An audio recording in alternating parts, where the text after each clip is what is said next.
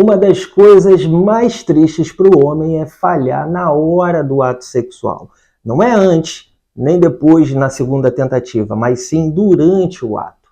Os pacientes se queixam muito da falha, do detumescimento peniano e ficam muito preocupados. Então eu estou fazendo esse vídeo hoje para você entender quais são os reais motivos que fazem com que você falhe na hora H. Vamos lá, pessoal.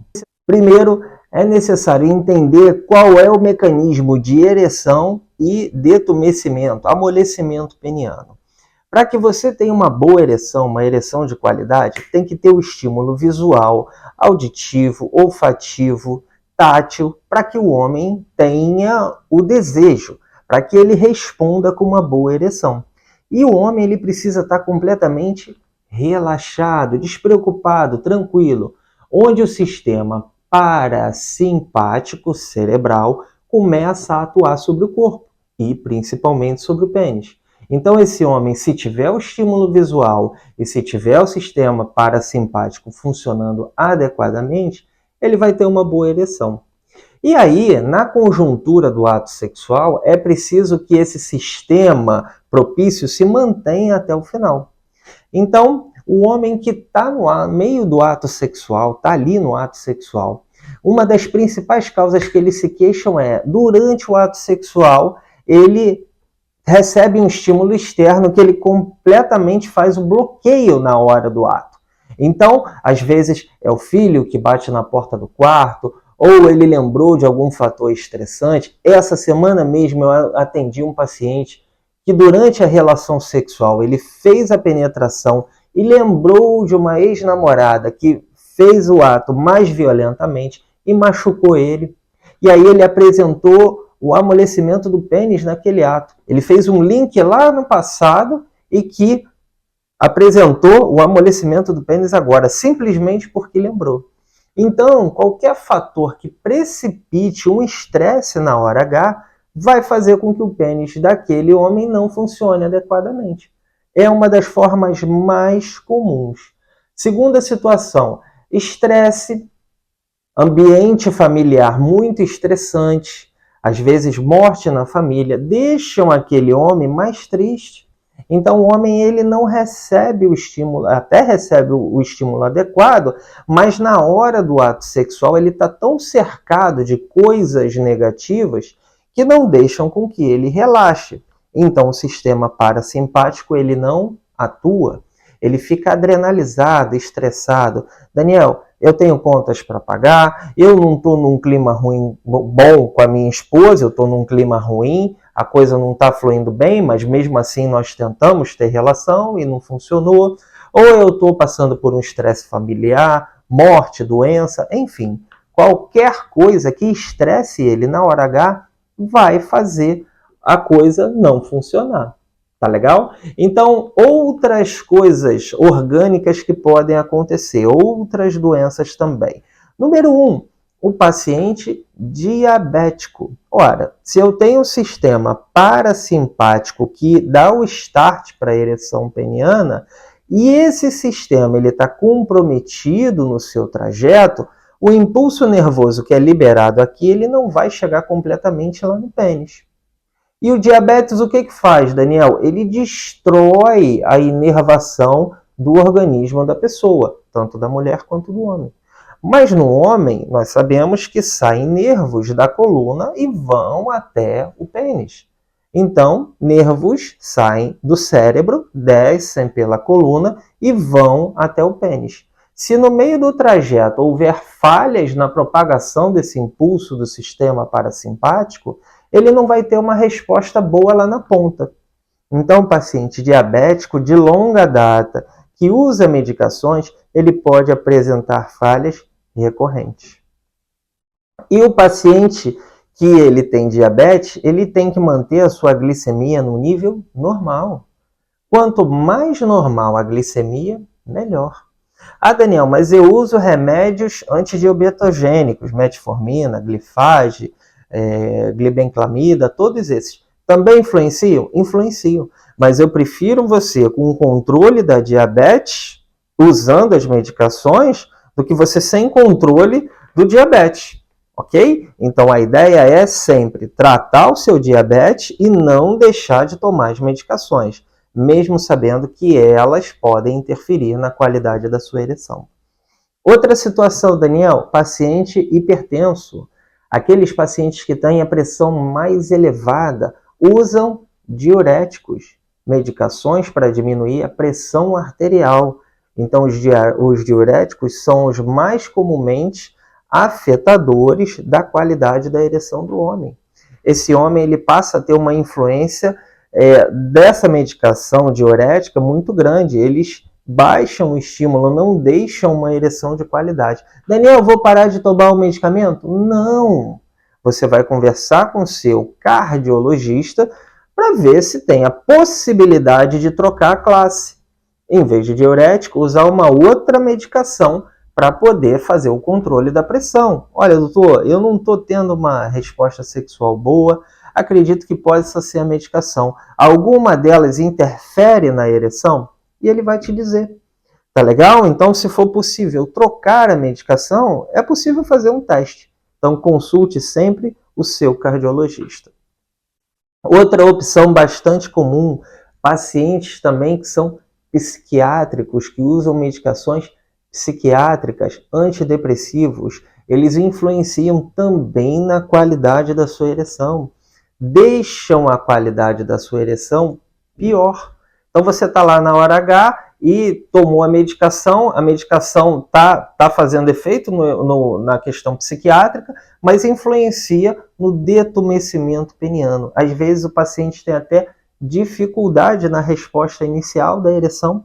Então é um paciente também que vai sofrer com a qualidade de ereção.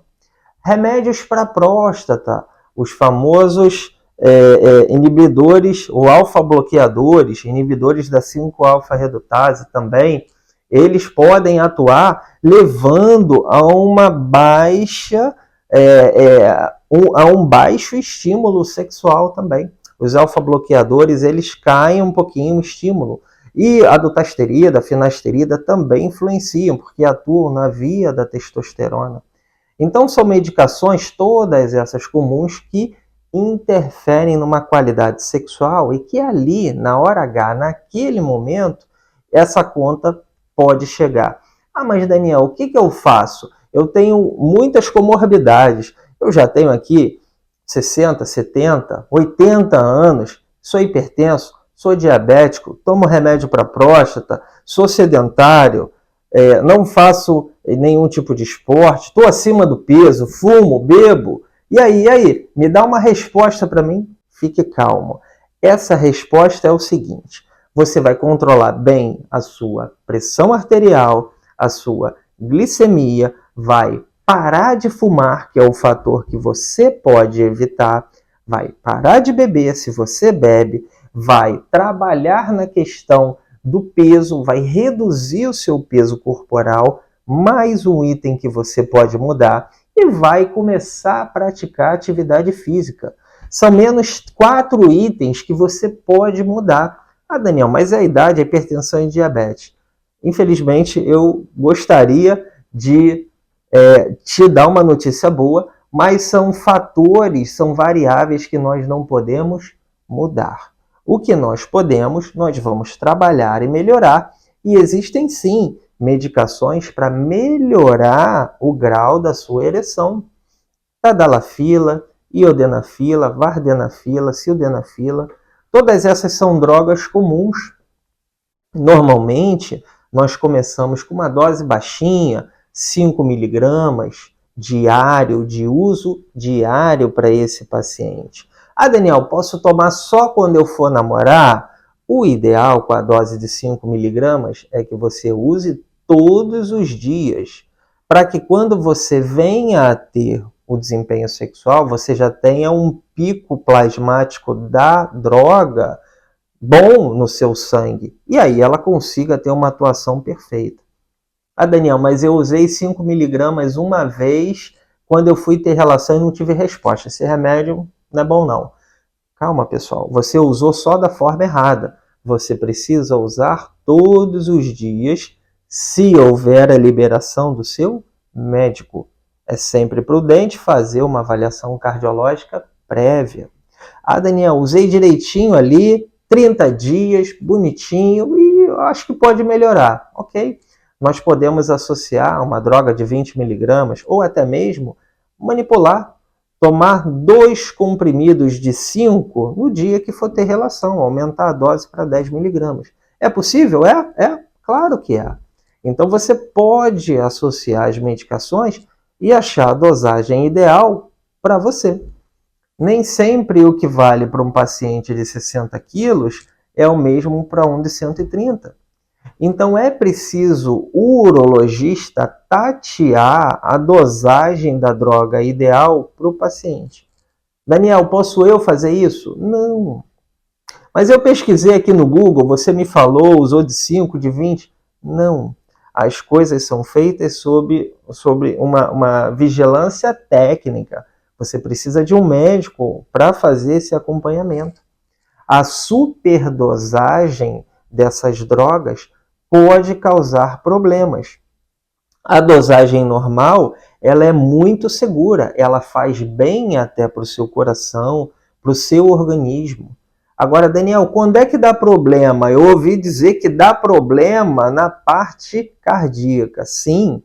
Lembra que eu comecei lá no vídeo falando que o paciente precisa do estímulo visual, auditivo, olfativo, tátil, para que ele tenha uma ereção de qualidade? Qual é o problema? O problema é quando nós temos o paciente que é muito ansioso. Esse paciente ansioso, ele resolve tomar um medicamento e ele fica olhando. E fala, Daniel, não subiu, vou tomar mais um. E não subiu. Mais um, mais um, mais um, mais um. E assim vai. Ele faz uma superdosagem. A tadalafila, ela tem a propriedade de vasodilatar, de dilatar os vasos, que faz com que chegue mais sangue nos corpos cavernosos do pênis. E esse pênis recebe mais sangue e aí ele consegue ficar mais rígido. Ora, nós já falamos isso aqui no canal. Ora, se eu tenho uma dosagem e vou aumentando na mesma hora, sem estímulo nenhum, ou até com estímulo, mas não estou tendo a resposta, e por conta própria eu aumento a dosagem sem uma vigilância médica, o que vai acontecendo? Vasodilata, vasodilata, vasodilata, vasodilata. Só que, quando nós usamos a medicação vasodilatadora, até um certo limite, nós temos o objetivo de mandar mais sangue para o destino final. Pênis. Quando esse paciente ele começa a vasodilatar demais, essa pressão vai ficar alterada. O fluxo que chega lá embaixo é menor. Então, os vasos dilatam a tamanho ponto que causa o efeito contrário, a isquemia. Então, ao invés de levar mais sangue, ele passa a levar menos sangue. Ok? Então, o paciente ele não pode fazer isso, porque essa vasodilatação, dependendo da concentração, pode te causar problemas. Tá legal? Fizemos um apanhadão aqui, um resumão dos outros vídeos anteriores que nós temos aqui no canal. Falamos sobre as possibilidades de detumescimento do pênis na hora H, as doenças mais comuns, forma de atuação da tadalafila, dose. É um completão, um resumão para você. Espero que você desfrute. Volto a falar. Esse vídeo é uma orientação, não é um tratamento. Você precisa pegar esse vídeo, adaptar para a sua realidade e ir correndo para o seu médico, para ver se é possível você usar a medicação. Tá legal? Então, de forma alguma, se automedique, de forma alguma, faça esse tateamento da droga por si só. Isso tem que ser feito através de vigilância médica. E para o que você precisar, eu estou aqui à sua disposição. Eu vou ficando por aqui. Eu agradeço todas as visualizações, os comentários. Peço para que você se inscreva no canal Senão, eu não vou fazer mais vídeos e aí eu não vou conseguir te ajudar. Escreve aqui qual é o tema que você quer que eu fale. Qual é a sugestão do vídeo da próxima semana, tá bom? Então, um forte abraço a todos vocês. Eu vou ficando por aqui e até a próxima.